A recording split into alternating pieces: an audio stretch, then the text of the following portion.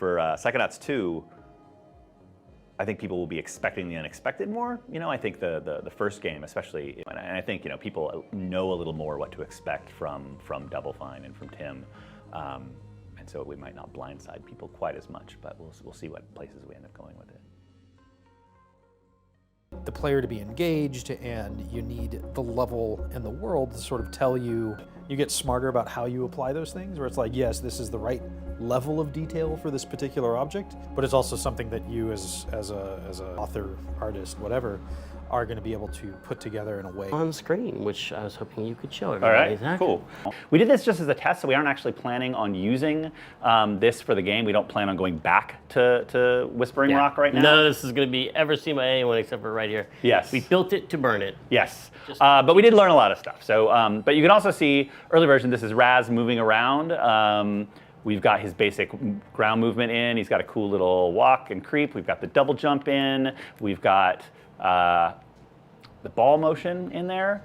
And we've also got this beautiful, beautiful rendition of the kids' camp. Spoilers, the art test came out looking really pretty. Came out looking very, very amazing. Nice. You can do a million things.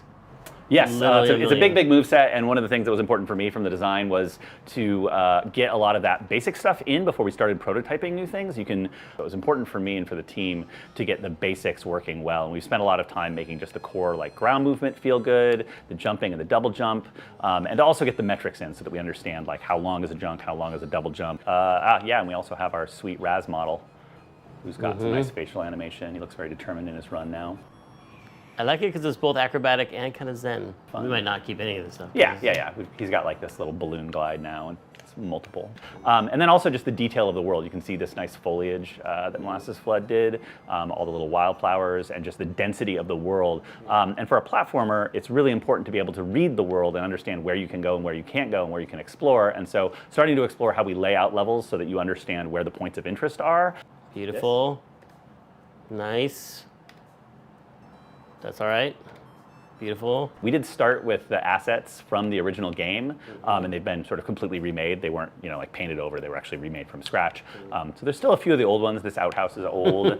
This tree stump is still old. And if you go over here, this is the old background assets. That's the old skybox. And you can see if you go all the way over here, you can see the old low poly version. They looked like originally. I forgot about the bacon. The bacon around the lunch doesn't look as good as you remember, actually. Man. So it was a big change from that to this. So cool. So the other thing we've been working on is, in addition to just getting all the core gameplay up and running, so we can take a look at some of those in Action Land here. We've got the trapeze that is not ready for prime time. I like how he grabbed it reverse style. Yeah, and then put his face through. We've got the ledges, and you can see this is kind of the thing that we use to figure out what all the distances are and check to make sure that they're still working. So double to foot land, so a double jump to a foot landing should be 290 meters, whereas a double jump to 290 meters. No, sorry, pulls her in. Monkey climbing. And he now does this the top. What? That's amazing. Da, da, da, da. Whoosh. Yeah, he does that the hard way. And down the rail. Boing. Woo. Beep. Yep, there we go. Yeah, so we got the basic version. Go back and forth. You can drop down, swing do the hand around. over hand. What? Yep. I like that. Favorite, telekinesis. Which is totally new. Which is totally new. You now can move around while you're holding things. You can throw stuff. You can grab it again. All the rest of that. Psy Blast. Early version of Psy Blast in Circusy, oh, look at that. So they could be knives or they could be pins. It could be giving Raz the ability to clone himself. It would be a psychic projection, but it opens up a lot of cool gameplay possibilities with kind of solving puzzles, sending one ahead of you, using them for combat. We also have started doing some initial AI work and initial combat work, but we do have basic combat in. And his glasses fall off. Yes, and now you can. Side Blast.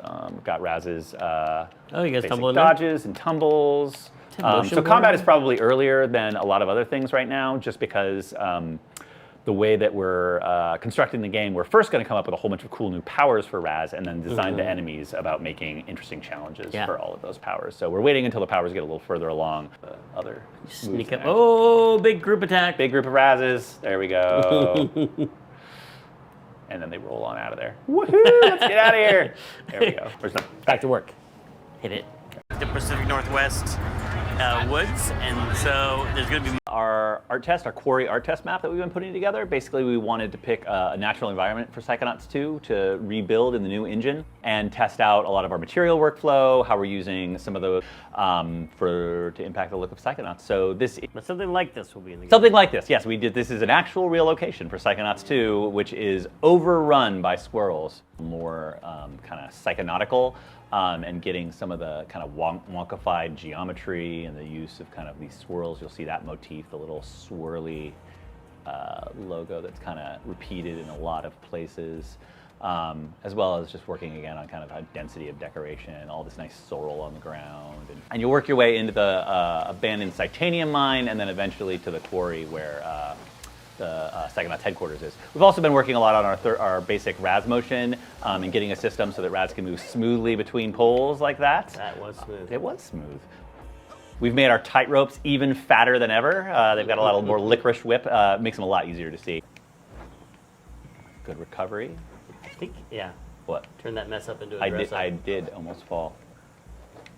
One of the things we talked about that people really remembered about Psychonauts is that sort of open, childlike exploration of a natural environment. And when we talked about how much base we wanted in the game and how much interior kind of office-y space, nostalgic, summer campy, exploring the world. But we will not be showing that right now. It's going to look amazing. It's going to look amazing. It's gonna Watch, look completely... we'll just put something else in and then I'll pretend that I'm looking at it. Okay. So from here, we're using this as kind of a basis, and we've built out a lot of the basic kit that we'll be using for decorating the area, and we'll be using this to build out actual production levels starting pretty soon. Just joined the team pretty recently, and the team has been putting together in terms of trying to find what that platforming pacing feels like, getting some interesting flows through the level as well. So even though it was supposed to be an art test, it feels a little bit closer to a real-world Psychonauts environment, which is pretty exciting to have this early on in the project. Especially in these outdoor environments, exploration is a really big one, like feeling curious about the environment. Being able to see a pretty big open environment in front of you, feeling curious about different aspects of it, wanting to explore those things, getting rewarded for doing that, and then being able to continue going on. I think that's a really, really important part of what we're working on right now. And then just playing with these fun primitives, like I was talking about earlier. But yeah, trying to find that feels really good as you're moving through these environments. That it doesn't feel like the flow that you can have jumping up there is super great, and it's definitely something, because I think you understand by that time where your destination is, where you want to be going, and so trying not to impede the player as they're trying to make their way up there. Really making those action paths feel satisfying, from like you're hitting the moves that you want, you're hitting the jumps, the cantilevers, the tight ropes. That isn't actually interesting and fun, that we can improve that stuff in the early stages. All right, well, we're just about out of time. There's a really good list of things. I'm super proud of where this thing ended up. Yeah. I think it ended up eventually built for Psychonauts 2, even if it was just something that goes into a document as a lesson learned and a best practice for the future. We're not going to ruin it. Secret brain content. Secret brain content, but we can powers, and we're just starting Raz. But Raz was perfect before. What? And he died mysteriously. No. How did you make Raz? Did you use polygons? Yeah, I mean, we sort of had this. I think, yeah, he's the only person who's built an official Raz. Do not trust anybody else to model Raz. Yeah. Building Raz because Scott really cares about the exact shape of the earmuffs. And whenever we do any sort of like toy or doll or painting or whatever, there's always like, you're not the right size, and he always draws over them until they're the right shape. Yeah. And then some of what we might think of the logos. No, he's strong. Look at that. Yeah, I know. He's got a Mardi Gras head. He's just got a big old Mardi Gras head. What is this amazing space that you're in, by the way? Known as Interior Art HQ. No, so fans are gonna go nuts when they realize they get to go to _art test. So the last thing that we had shown, the last polished thing we had shown was sort of the quarry exterior, which was an art test of all of our kind of lighting and material treatments and how we deal with real-world exterior spaces. And this was our test of how we deal with interior spaces. And this is like a first pass at the headquarters. Yeah, lobby, this is the headquarters lobby, so you can see some of the cool iconography. You can see the quarry actually out there. Could end up looking a lot different. Despite being lovingly decorated and super cool looking, nice chairs. There's not really platforming affordances and things to run around on in here. So this is getting totally redesigned for the real game, but it does serve as a really cool backdrop to show off Raz. I think people might be interested. You start by using very simple primitive shapes to sort of block out the level. And that helps you iterate in the design box phase right now. as is all of our brain levels, and you can see sort of this is the early version of a lot of the quarry area. And you can see all of the player interactables that Raz can climb around on. Is this the Rocket League section where the jet hits a soccer ball around? Yes, this is going to be our. It's actually a 20-sided die, and it's a giant D&D game. Wait, I just got an idea. That's also good. That would be awesome. Everything, all the different systems in the game, all in one place. And so there'll be combat and powers and puzzles and exploration and collectibles and all kinds of stuff like that. So that's our big push over the next couple of months for the team right now. Yeah, that's something we're not going to maybe throw away. No, we're going to actually we're making shipping content now. Cool. And not just testing pipelines. Yeah. I didn't tell Geoff we were showing this, so they'll be okay. They'll be fine. They'll be fine. Along with all of the systems we're working on in pre-production, one of the things that was most important was to get a lot of our core player moveset. So those look super sweet now. So the feet should never end up like hanging off to the side of the rope like they were doing before. This is a little below. Oh, yeah. But I'm going to take a look. If the primitives and moves are at this level coming out of pre-production. And that one specifically, I just have not gotten around to fix. Look, see, there, that way it's Fixed. fine. You just fixed it. Well, He looks all intense and cool. He's down, and then he'll spring off.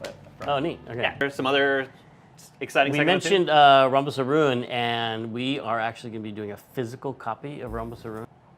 We can't call it that.